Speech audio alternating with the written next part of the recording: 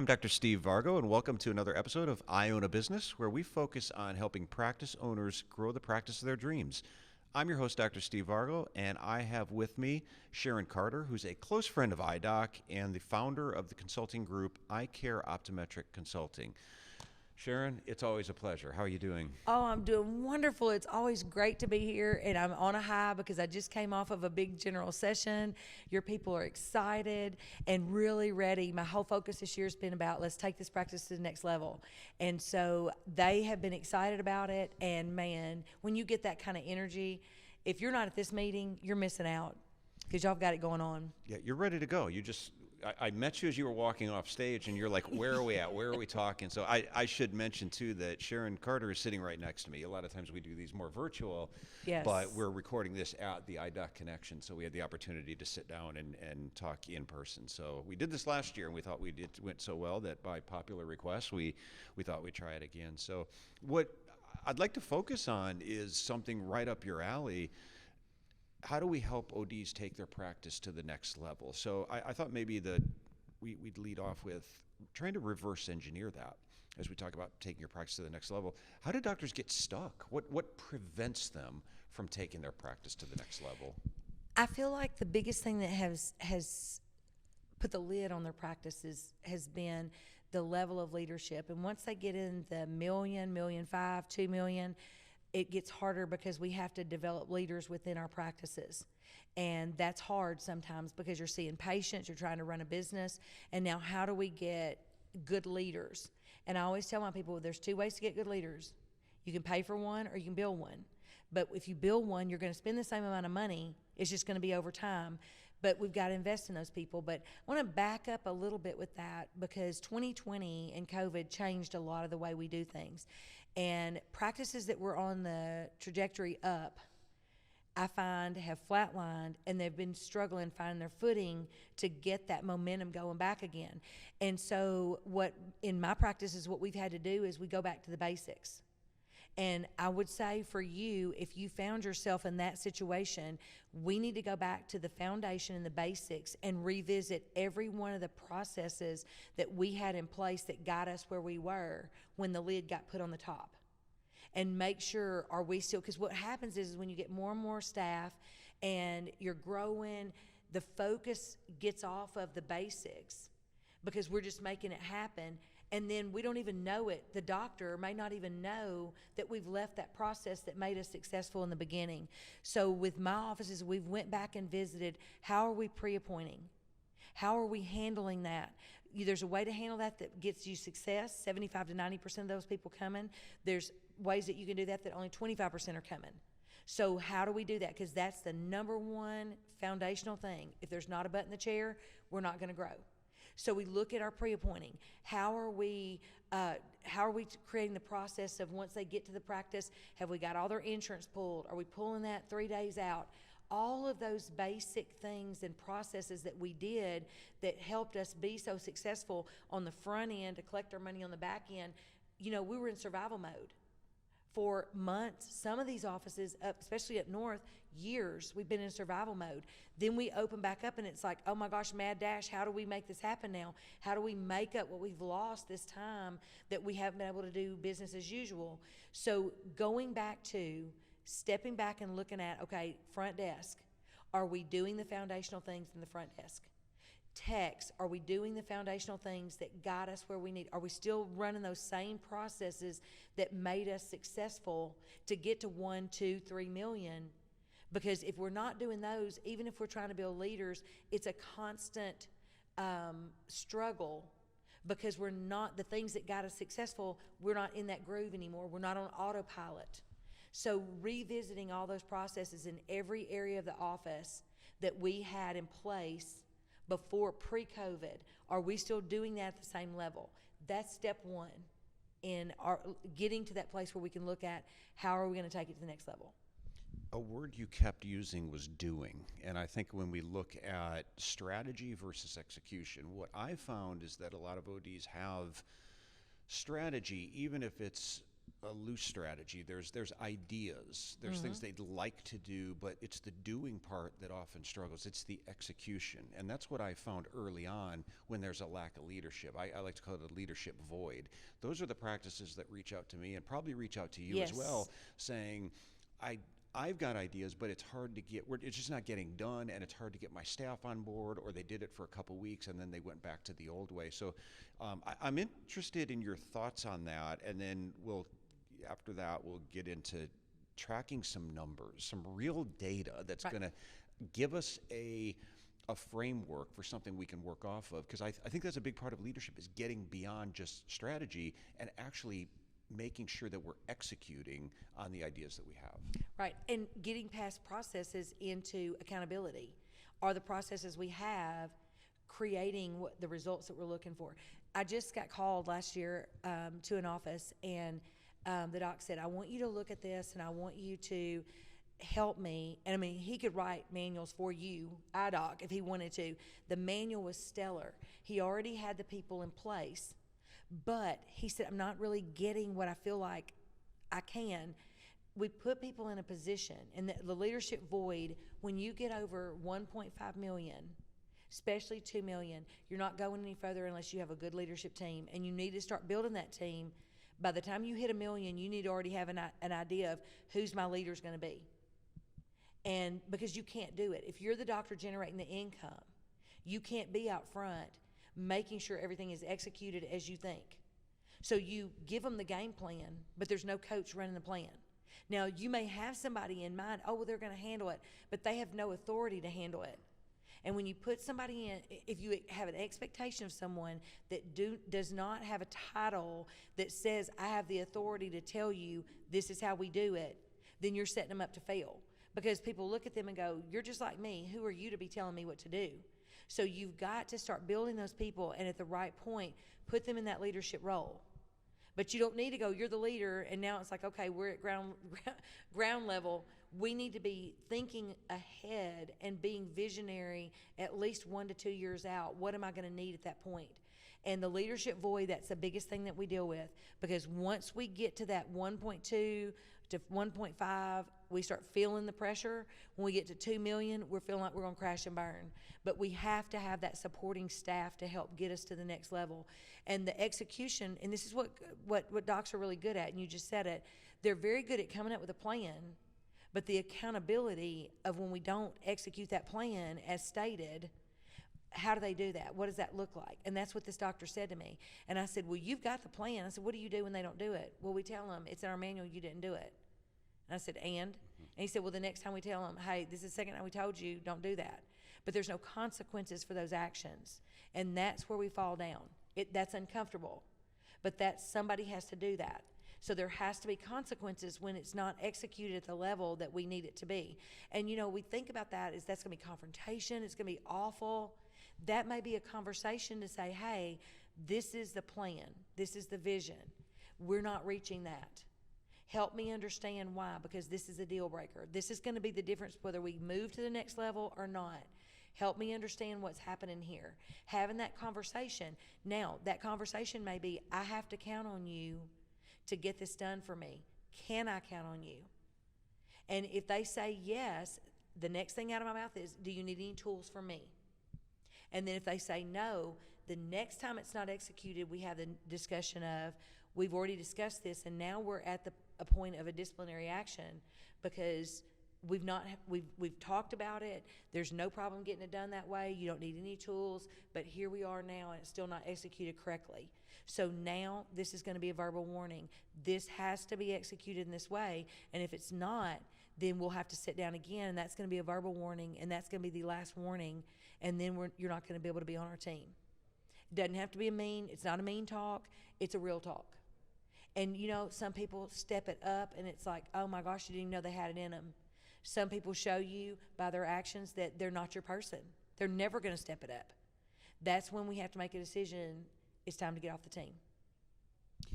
I love the phrase you used, help me understand why, because I think it's a great first approach when something's not working out. Instead of jumping in and assuming that something's not getting done because that person's incompetent or lazy or all the reasons we could come up with, approaching somebody with a sense of curiosity. What help me understand what's going on. But all the accountability also depends on there being clear expectations from the beginning, and that's what we're going to get into, how to set some of the KPIs around that. I want to mention one thing about that leadership void that we're talking about. The real danger in a leadership void is that the wrong person steps into that void. Because there's a lot of times, oh, you're going to have a leader, all right. It's just not going to be the one you want. And sometimes it just tends to be the most vocal person in the organization, and that could be a good thing, it could be a bad thing, but there's a real danger there of somebody stepping in to fill that role if you're not doing it, if you're not hiring or developing the right person. There is no doubt there will be a leader. You have a leader, all right. Yes, you got yourself do. a leader. and they're going to lead in the way they want to lead, not in the way you want to lead. It's self-serving if you don't name them.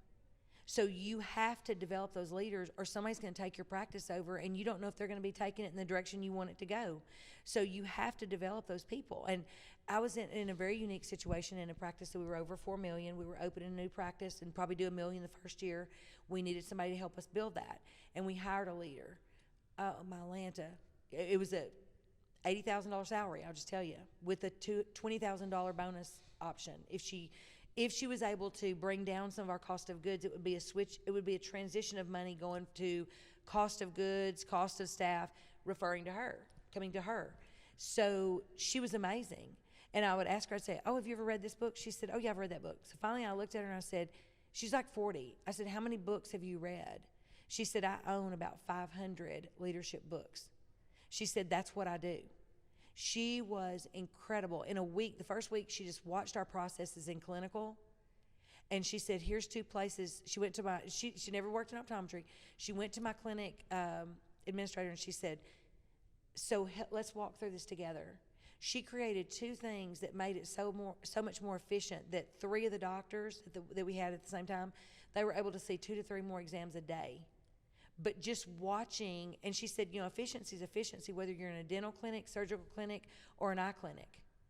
It was incredible. But a lot of practices don't have that kind of money to invest in a person.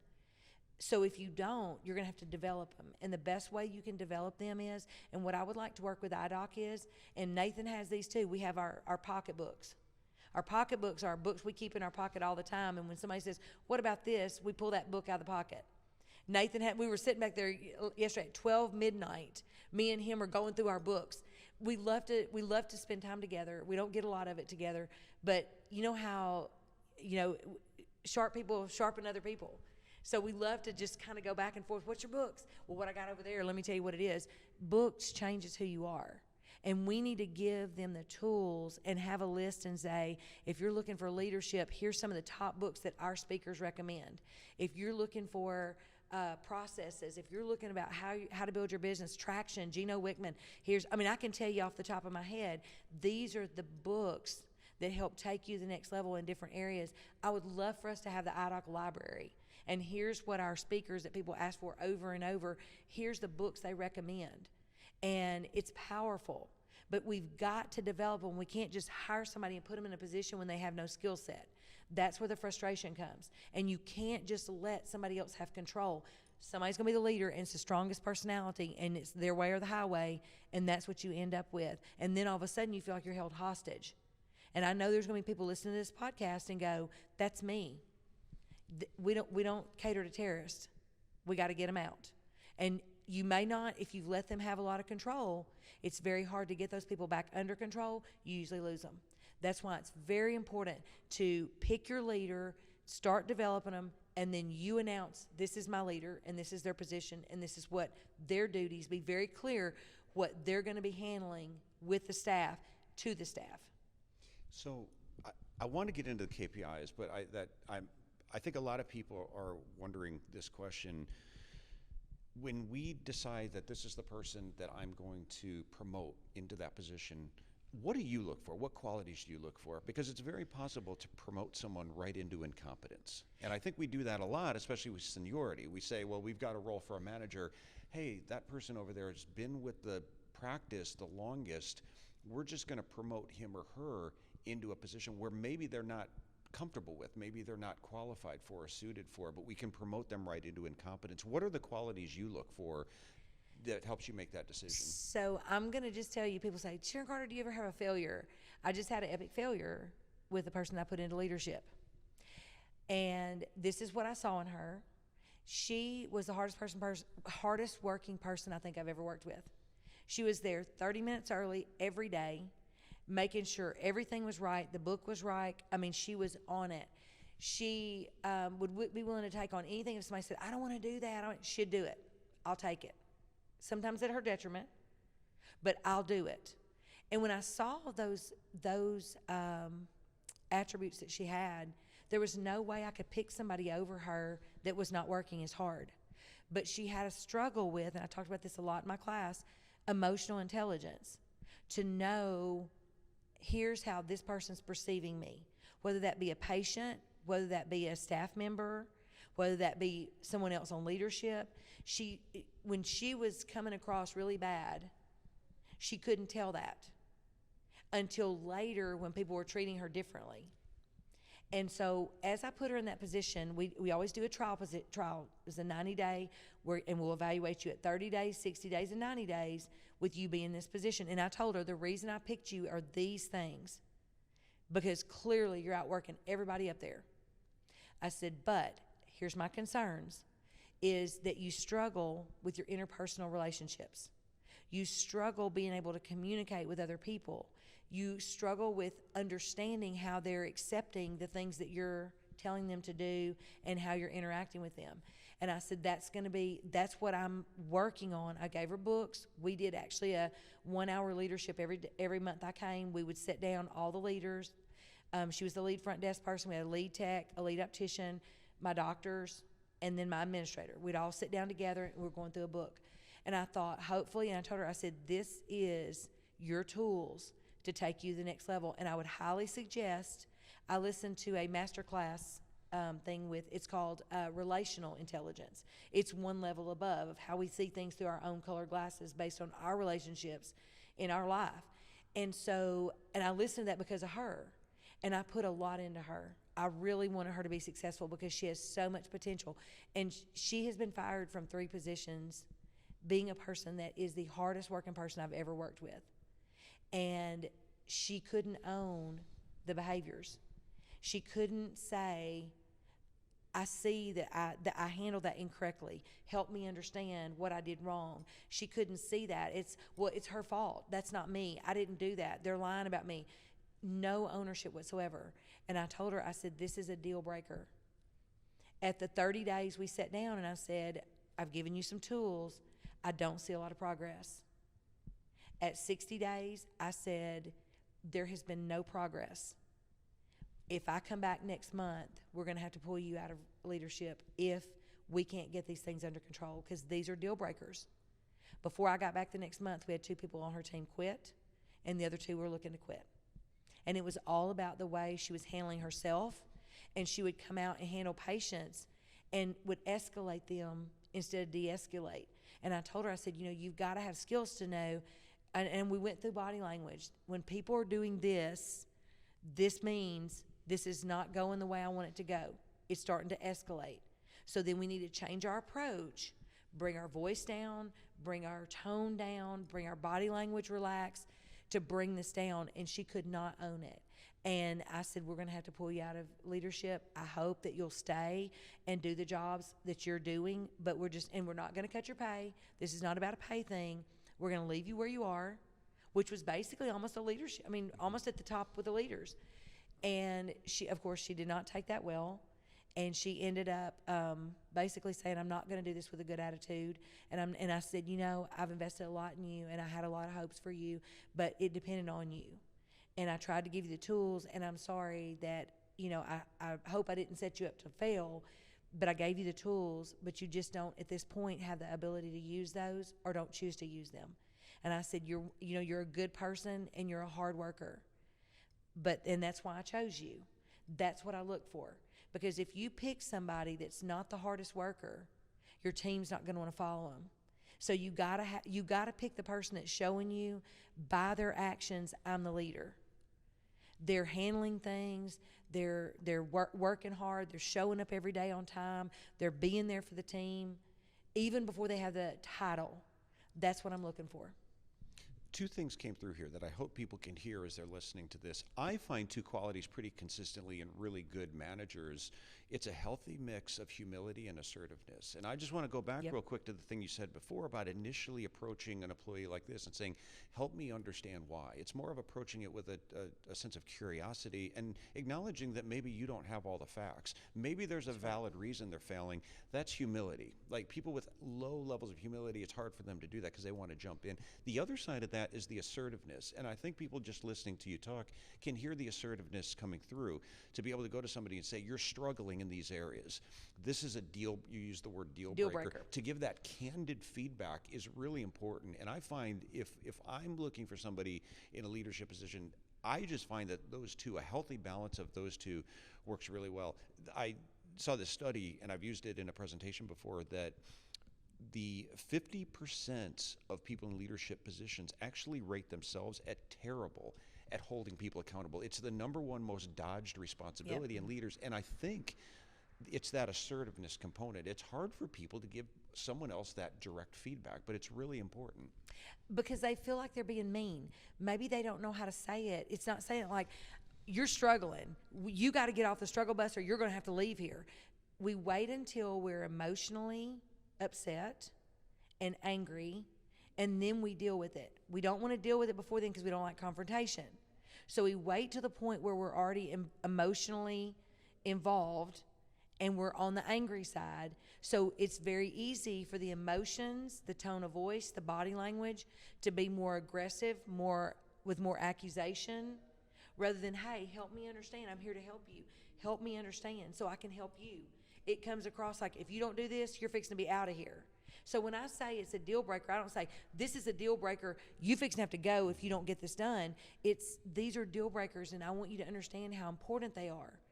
Now, do I believe we can fix them? We got this. But I'm going to give you the tools, but I'm going to need you to take those and use them. You know, you can give somebody a lawnmower, but if they don't turn it on and use it, their grass looks horrible. And that's the thing, that the being able to sit down with them and say, so when I am mentoring my leaders, like my managers or my lead opticians, lead techs, I have them sit in with me and watch how we handle this. Because they've never seen it. Because maybe in their lifetime when people have a disagreement or we're not on the same page, we scream and yell at each other, we threaten, we leave, all these different things. That's been their history. So how do we model that in front of them? How do we model? And some of my doctors, they don't like confrontation. They're not that assertive most of the time, personality. They're more like, hopefully it's going to correct itself. No, it's going to change, but it's going to get worse, not better. So that's why it's so important to learn how to have these conversations before it's emotional, before it's a deal breaker where we don't have any place to go but out. But having those conversations, and people appreciate that if you will do it in a way that's I want to help you. I'm on your team. I want you to be successful. And that's what I said to her. I said, no one was more on board with you being successful than me. I wanted you to succeed. I picked you. I wanted you to succeed. But for whatever reason, and I have to step back and look at this too, maybe, and normally when you see people that can't be humble, it's a maturity issue. Maybe she wasn't at that point. And I said that to her. I said, maybe this isn't the time for you to be able to step up at that level. But here's what I want to say to you. I hope one day you'll face this again and again until you learn how to deal with it. And I said, I hope one day you'll hear my words that I believe in you. I believe that you can do this. This might not be the time for you to do it. And we don't have the time to give you to develop into it. We've got to have somebody that's going to step in as a leader. But I hope you'll remember hearing these words in your ears. I believe in you. You just have to step up and use the tools you're given. And you may have to get your own tools. But just knowing that people believe in you, I'm not out to hurt you. I'm not out to get you. I'm out to help you. And that might be having to let you go off my team. Mm-hmm. This is, I think, one of the struggles with being a manager. And what makes it such a challenging job is there is so many emotions attached to that role. It's not as simple as you're dealing with other human beings. I'd like to transition into numbers and KPIs because there's not as much emotion attached to that. but it also gives you a lot of clarity on what the expectations are when we set those. So how do you set that? How do you go about setting KPIs for each person in each area that's going to help take us to our yearly goal? So I sit down with my leadership team, and we get the areas KPIs. And a lot of people, I did not know this, did not know what a KPI is. It's a key performance indicator. So here's what I say to them. What is the key performance thing I need these people to be focused on daily that's going to help us get to the 20% growth that we're looking for, money in the bank? What does this area need to do to make that happen? And then we break that down. Well, they need to make sure that we're staying on a timely, mine is 12 to 15 minutes on our workup. Making sure we're getting accurate things in the chart. Making sure that we're getting, if my doctor wants to opt-map on every patient, making sure we're educating them at a level to know what that is, what the benefit to them is of that. So then we break it down and say, okay, what KPIs, or maybe that everybody's going to have the same KPI. Maybe we're going to say this person's going to have this KPI because they're more in the contact lens, staying on top of price increases, making sure the prices are where they need to be, making sure that we're getting all the discounts, making sure we're reconciling the invoices, because guess what? That's what helps us get to that bottom line money that we're looking for on our P&L. What's going to help your supply of contacts? So I do that by area and say, okay, what do you think is our key performance things we need to focus on to get us to this 20% growth? Then we go to optical. What do you think? Where are the areas that we are weak in? So let's give that. And one of my offices, we started out, that was my first one that we did KPIs. We gave them like 5 or 6. What's the key thing? Well, there's 6 of them. So our success rate with that was not very good, because some of them they did well with. And I said, these people didn't even know what a KPI was. And now we have them tracking 6 of them. I said, I think that's too much. So as I'm doing this year, that was a big deal. Every office, I wanted to sit down, let's give everybody a KPI, that one thing that you need to focus on. And then this is what I said to them. You will be graded and given a raise based on how often you perform this KPI. So let's say we do crazy, we grow 35, 40%, there's big money out there for raises, and you only met your KPI 25% of the time, you're not raise eligible. If you did nothing to help us reach that, 25% of the time you barely showed up. So that is a measurement tool now to hold them accountable to the one thing I need you to do on a regular basis to help us reach our goal. And I was telling them in the last class, I said, it was so funny. I've got a girl that's not goal-oriented. She's a let's just get along, but she's a rule follower. So we gave her an amount of exams she needed to do, and it was 2 more a day than what they were previously doing. They're in a very small office. We were trying to find a bigger location. So a lot of things that keep you from not wanting to pick that pace up. We have an associate doctor that is not on board with that. She's happy where we are. So she puts pressure on not to put any more people on the books. But we're going to move to a new building that's double the size. We need to be doing all that we can do to be prepared financially to do that. So we gave her KPI, and it was having 18 full exams seen every day. So they would fluctuate up and down, but we're at about 16. So she would tend to want to cave because the doctor would come to her, hey, don't put anybody else on the book. So I get to their office, and she goes, oh, girl, come in here. So everybody's name's up there, and hers has a gold star by it. She said, I have reached my KPIs every single day of last month. I met my KPI. And I said, well, everybody must have got on board. She goes, oh, no. They came up here putting pressure on me. I said, look here. My raise is dependent on my key thing that they're looking at. The way I perform and the way I get paid is how many people on that book, and it's 18, and it will be 18 every single day. Now her focus every day is that one thing. If we don't do anything else, we'll reach our 20% goal if she just keeps her one KPI. So then you think about it, if everybody in that clinic meets their KPI, we're going to be at probably 30% or more growth. Mm-hmm. That's how it happens. Here's my key thing to focus on. Not 22 things. Well, you got to do this, you got to do that, smile at the patient, do this. Those are givens. But here's your key thing every day to focus on. And numbers are trackable. They're tangible. You can look at it. How am I doing? Am I being nice to every patient? I think so. No. Did I see 18? Yes or no. So find in each area, what our sales need to be. If we need to collect this much, how much do we need to sell? So I back it down. And if we need to sell this much or collect this much, and our per patient revenue is this, how many exams do we need to see? So we either need to pick up our exams or we need to pick up our per patient revenue. So I take it from the back side and come back. So our goal for next year is this.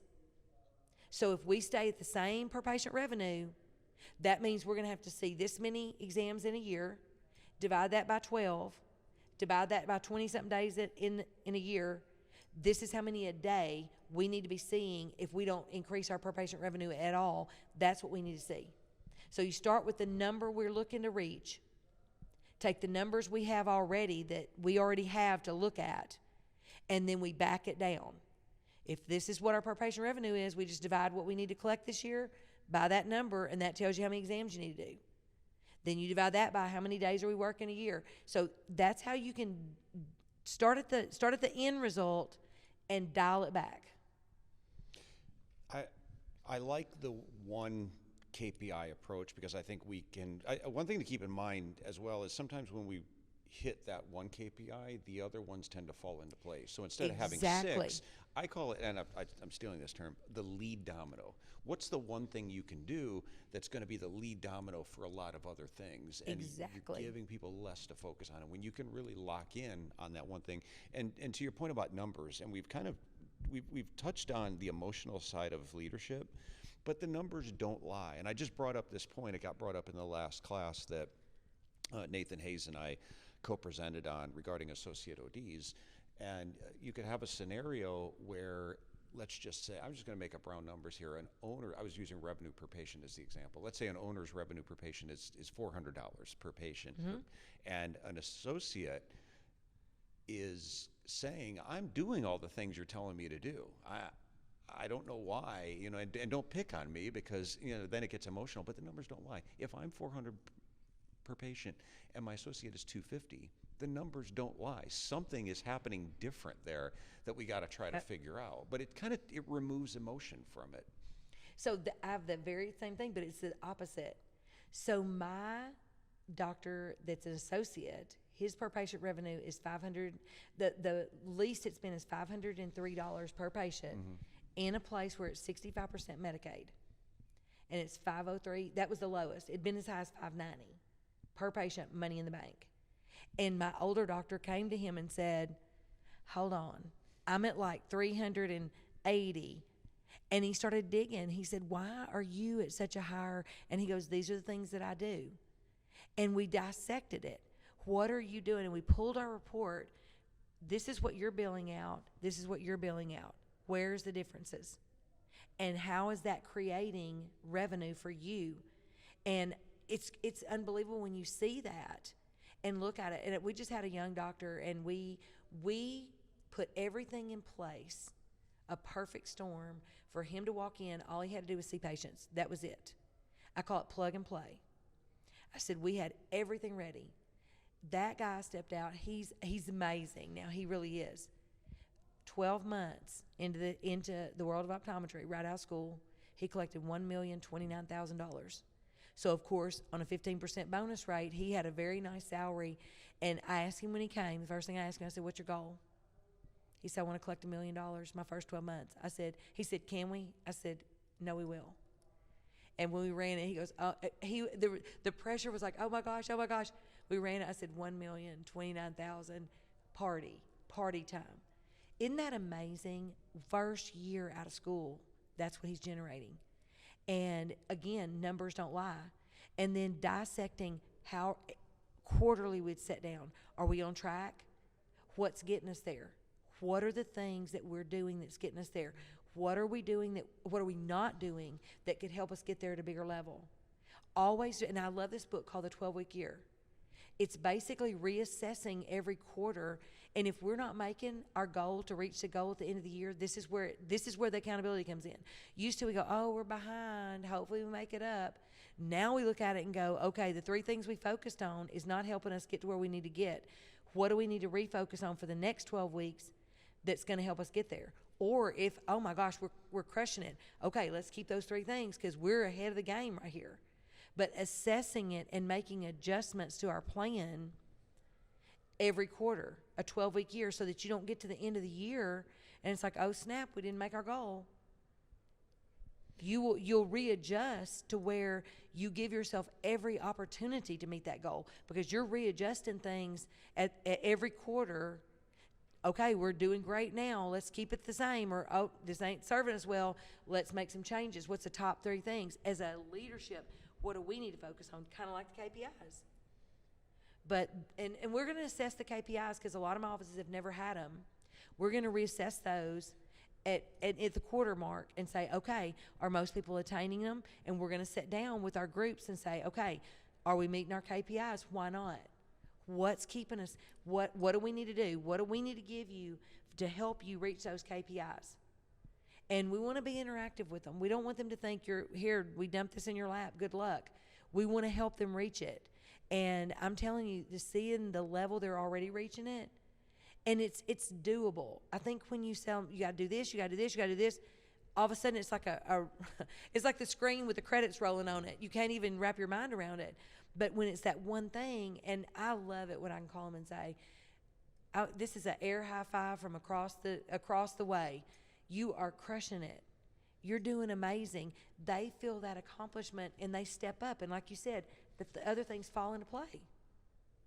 I love that book, The 12-Week Year, and if you haven't read it before, it hits on a few things. One is the 12-week concept. They actually shrunk the goal from your typical. I mean, it's fine to have an annual goal, but the 12-week creates a sense of urgency, which I think is real important. Yeah, you break shrink it down. Yeah, yes. You shrink the time frame because some of the thinking and some of the research around an annual goal. Again, without being broken into chunks, is an annual goal. What they found is people either tend to come out of the gate really strong and then kind of peter out because they know they have a year, or you procrastinate and because and then you try to rush at the end. You rush it. Up. Yeah, you start in October, right? So yeah. So the 12-week year shrinks that down, but the 12-week year really validated something for me that I've always felt and I've always believed, but it put it into words, and it was the focus on actions over outcomes. You know, the outcome, we talked about a KPI, an outcome is actually just a lagging indicator to tell you whether or not what you're doing is working or not. So the difference would be, the focus on the action would be seeing 18 patients a day. That's the action. We're actually doing something. What are we doing that's driving us toward our goal versus just having a goal to grow 10% this year. Right. That's what I see all too often. Well, we have a goal to grow 10%. And when I ask an owner, what do you expect people to do? What actions do you want them to take? That really hasn't been clarified. So that's a big part of that book. And accountability is a big part of that book as well. But really, it really is a great, if you're looking for a framework for how to set goals, I think you'll find a lot of great ideas from that. You know, I cut my teeth on Zig Ziglar, and I knew him. We would go see him and his wife, the redhead. They knew Carter and I. And my husband really understood that if you're going to own a business and you're going to be a leader, you have to invest in yourself. And I feel like my docs sometimes don't invest in their leadership skills. At the end of the day, you're my top leader. And I said this to them in the last class, you have to have the vision. When you have a vision, people can buy into that with you. There's a reason why they want to do their KPIs. There's a reason why they want to be in the boat with you. But when you have no vision and you're just rolling along, when things get hard, it's easy to check out because there's nothing invested. There's no emotion. I was mentioning one of my doctors that I just started working with, and one of his girls in my class, I said, what's your vision? And the first time I came there, she said, you see that field out there? There's going to be a dry clinic out there, and I'm going to be in it. And I spoke about this in that class, and she was in it, and she teared up. She said, Miss Sharon, you're making me cry, because she's passionate about it. She is all in. What if you had 10 people in your practice? I'm telling you, I said, y'all come back. I said, do y'all think that she's going to have that dry clinic in 2 to 3 years? Everybody's like, yeah, we're coming back. everybody's in her corner because you know what? It means so much to her that she's emotional. That's her dream. That's her goal. And when you can have people like her committed, then do you think your practice is going to meet its goals? There's no way it can miss because people are all in with you because it's personal to them. And that's the thing. Getting people plugged in at a level that it's not just your goal anymore, it's their goal. And it's who they are. And that ownership level is next level. How do you communicate goals and expectations to people? Because one of the best definitions I ever heard for accountability is getting people to perform in a way in which they know in advance they're going to have to account for their performance at a later date, which just means knowing up front that once we've gotten clear on what these KPIs, what the expectations are, that we're going to sit down at a future point, and then to pull a term from the corporate world, you have to report to somebody. Yes. And I think that naturally builds in a mechanism of accountability. Too often, these conversations take place, but there's no follow-up. So you say 18 patients a day, and then maybe that happens for 2.5 weeks, and then we start to slip a little bit. But if there's not accountability in there, there's not that follow-up with it. So what is your approach to communicating around the goals and expectations to make sure that not only are people clear on what these are, but also that they stick, that they don't just fade away after they go back to their old ways? The way they stick is when people do it long enough to make it a habit. Then it's autopilot. So then it's harder to go back than it is to continue to do what you're doing. But the way you do that is number one, we wrote it down for them. It was given to them written out. And because people, when you say it, it might have one level of meaning, but when you write it down, now it's in stone. They can't say, well, you didn't say that. And it's much more formal. When you say, hey, I want you to do 18 exams a day and move on, is that really something that they go, okay, their expectation is that I do 18 a day, and otherwise I'm going to be accountable for that. Here's how I made them really accountable. This is how you're going to be graded on your job performance. Raise eligibility and raise amount is going to depend on this. That's the accountability. And because people think they sit their butt in a chair for another year and that means I get a raise. And they'll say that to me, well, I've been here another year. I know that might be my bad. I should have hit eject and got somebody in here that produced a little more than you. But I always tell people, if you're going to walk into your review, walk in with a piece of paper of what you've done to affect this practice in a positive way. Did you save them money? Did you make them money? And I want you to tell them, this is what I've done in the last year in my performance to bring value to this practice. And that value was, I raised it $50,000 by my sales this year. I had a guy, I always say that, I had a guy walk in, and we have like 5 opticians. He walked in, and he said, Miss Sharon, I got my paper. I said, man, Nick, I'm ecstatic. He sat down, and he said, I have missed one day in a year other than my scheduled vacation. One day. I have been the top producer, and he said that has been over $70,000 every single month in sales in the optical, and I've been the top producer every single month for 12 straight months. That means I have brought in this much money in charges and this much money in collections in the optical, and I feel like I should be raise eligible. I said, high five, boo. Me too. How do you not raise somebody like that?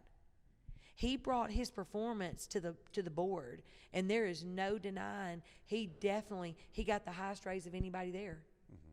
But he brought his numbers, and you don't argue with numbers, and you don't let those kind of numbers walk away from you. You don't let your highest producer for 12 straight months that's missed one day besides his paid vacation. You know, he said one day I had to call in sick. Everything else was a planned vacation, and you knew I was leaving well in advance. Everything that made him an amazing optician, he said, this is where my performance level is on that level. And guess what? He got raised. He's now going to optometry school. We work around his schedule. We try, because you know what? He's an amazing employee. And he said, thank you for helping me understand the value that I bring and how I can bring more value and how that value can be rewarded. When he came to us, he'd worked 3 months at another office, and it was nothing like ours. It was like, oh, we have one, almost like a retail store, just cash and carry, hurry up, get it made, make it fast as you can, cheap as you can. And so his sales were very low. And so the doctor's wife is the administrator, and she brought him in, and she goes, Sharon Carter's coming in a week, and I'm going to tell you if you don't do something different, you ain't going to be here. So this was his 30-day. She said, your sales are really low and you've really not picked up on things like we should, and so you may not be here when she comes. That kid did a 180. And again, for 12 straight months, he was the top seller. And he said, I knew she was serious and I love this place. I wanted to be here. So that culture that you're creating, performing people want to be with performing people. So when you have people like him, people want to work with them. And they're like, hey, game on. I want to be you. So our new opticians are like, I want to be Nick. And, the camaraderie, it's amazing because high-producing people want to be around high-producing people. They want to associate with like people. And they'll have fun challenges with each other. So I like concrete numbers because there's less room for misinterpretation, right? If you put 10 people in a room and you tell them to do a good job, you're going to have 10 people all thinking something different. What is that? Or work harder. It's not clear on what that is, and you're going to have a room full of people all thinking something different because it's not clear. That's what I like about concrete numbers. However, how do you handle situations where the goal might not be concrete? Things like patient satisfaction, improving efficiency, customer service. It's harder to attach a number to that. Do you have a process for quantifying those things? So we read all of our reviews in our office meetings every week, and if someone's name is called, we automatically recognize that because we always say, you've done something that was so memorable. There's 25 people in this office, and you did something so memorable to them that they were willing to take their time to write about it. So just acknowledging, and I always tell them that's our practice scoreboard, is our reviews. Looking at the reviews, asking patients, how are we doing? Sometimes I'll call patients and say, we were doing some different procedures in the office, and how's the patient really feeling about it when they leave? So I would call some of them, hey, we just wanted to call and check on you, and I'm their consultant. I wanted to see what your experience was. Our goal is to just exceed our patients' expectations and give the best service possible. And we want to make sure we're doing that. And the only way we can do that is to reach out to you. So I've got a couple of questions. Do you have time to answer those? People were ecstatic. They were like, thank you for calling. I said, we just want to make sure we're on the right track and we're offering things that people can come on board with. And the experience that you're having is at the level we want them to be. But sharing that with your team. Anytime someone has a bad review, we have to have a discussion, period. And it may not be their fault. It may be one of those patients that I don't care what you do, it's going to be a bad experience. But we have to dissect that every time because that's not what we're looking for. That's not the result we're looking for. So we need to dissect that to see what happened. Was there anything we could change? So just making them aware of the expectation.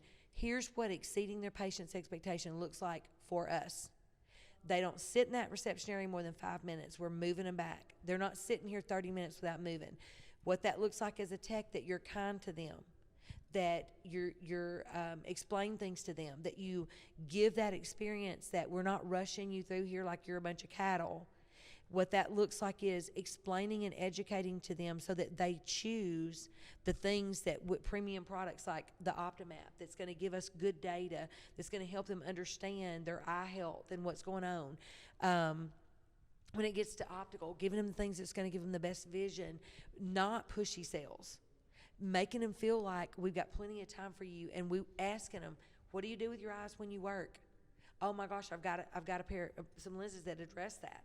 What do you do with your eyes when you're not at work? And letting them know we're not just here to sell you something.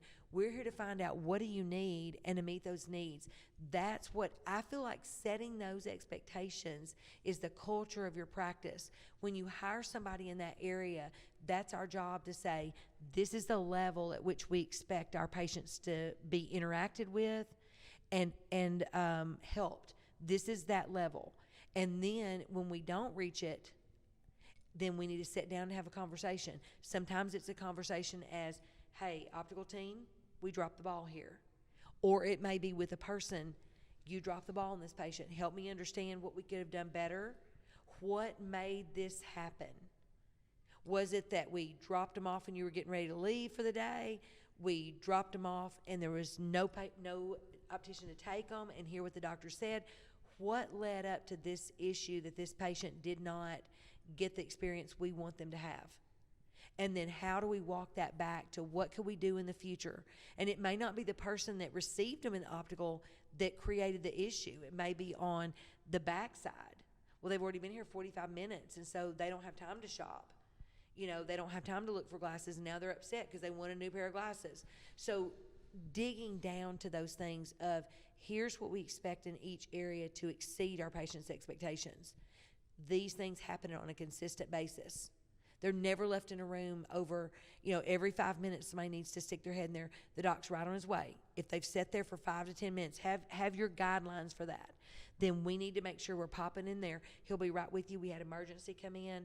Just that level of communication. But even though you can't put a number to it, you can put, this is what I want to happen. This is the experience I want them to have. And making sure everybody understands that level of experience. We'll close out here, and I think I'd like to remind people that it's real easy to get caught up, and I think sometimes we focus on things like setting expectations, and these are really important. It's what we focus on, setting clear expectations and focusing on the things we need to do to drive our practice to the next level and accomplish our goals.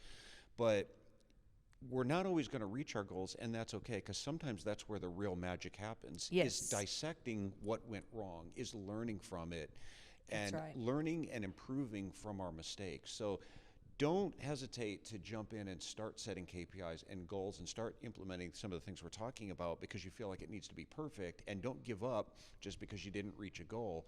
It's the magic a lot of times happens when you fall short of your goals and you go back with your team and say, why?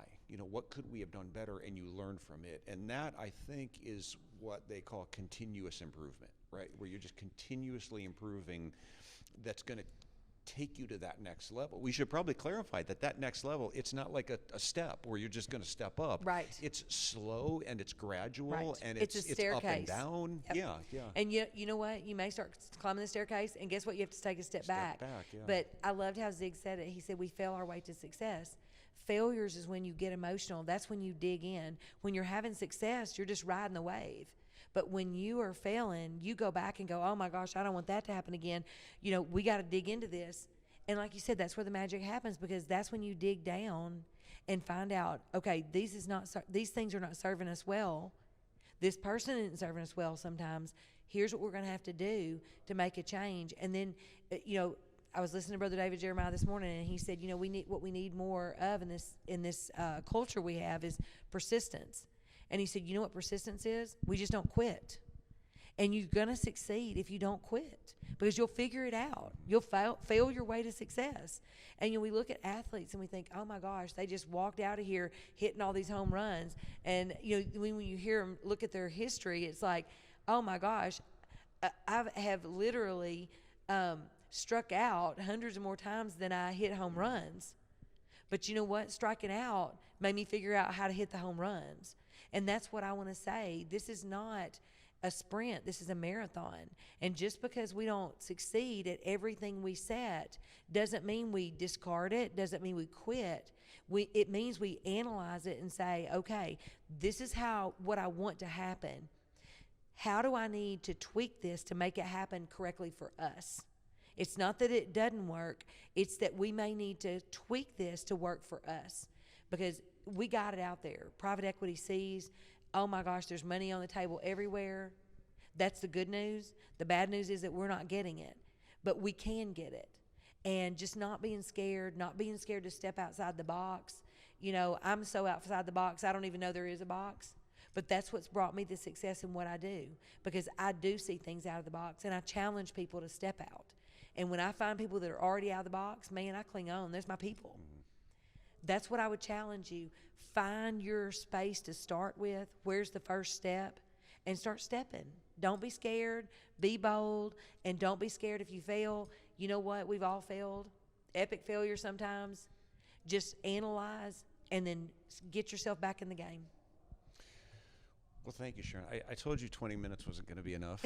So for context, because there was a mix-up and they wanted to limit this podcast to 20 minutes, and I said Sharon Carter's got way more on her mind than 20 minutes is gonna allow. So as always, a wealth of insight and knowledge, and we appreciate so much that sharing that with us. Thank you so much for having me.